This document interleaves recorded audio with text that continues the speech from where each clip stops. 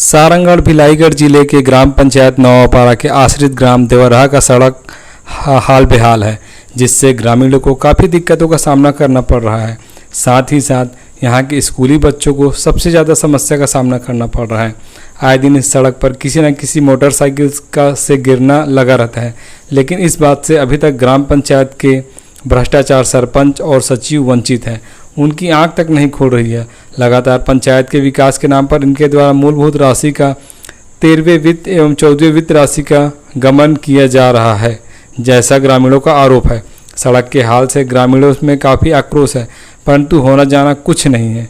सूत्र से मिली जानकारी के अनुसार अभी सड़क के लिए 50,000 राशि पास हुआ है, लेकिन उस राशि का भी घोटाला गांव के पंच सरपंच मिल के सचिव सरपंच ने घोटाला कर दिया है।